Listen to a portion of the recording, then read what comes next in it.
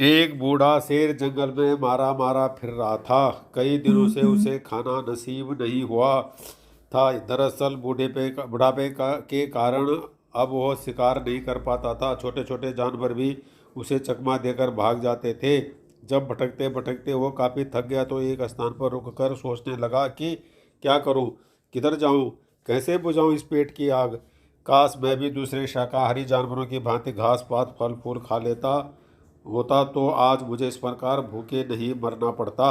अचानक उसकी नज़र एक गुफा पर पड़ी। उसने सोचा कि इस गुफा में अवश्य ही कोई जंगली जानवर रहता होगा।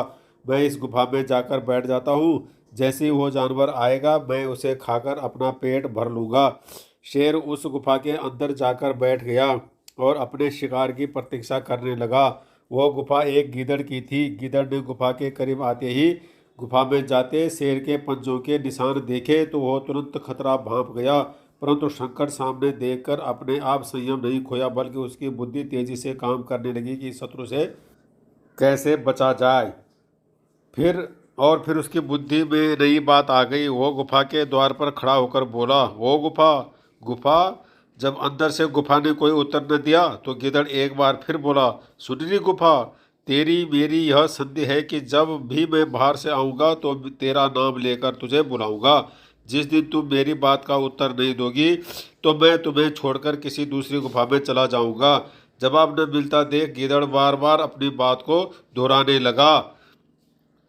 अंदर बैठे शेर ने बार बार गीदड़ के मुंह से यह बात सुनी तो वह यह समझ बैठा कि यह गुफा गीदड़ के आने पर जरूर बोलती होगी। अतः अपनी आवाज़ को भरसक मधुर बनाकर वो बोला, अरे आओ आओ गीदड़ भाई, तुम्हारा स्वागत है। अरे शेर मामा तुम हो? बुढ़ापे में तुम्हारी बुद्धि इतना भी नहीं सोच पा रही कि गुफाएं कभी नहीं बोलती? दिग्गीदड़ यह कहकर तेजी से पलटकर भागा। शेर उसे पकड़ने के लिए गुफा से बाहर अवश्य आया, किंतु तब तक वो चालाक गीदड़ 9-2-11 हो चुका था। कहानी से सीख।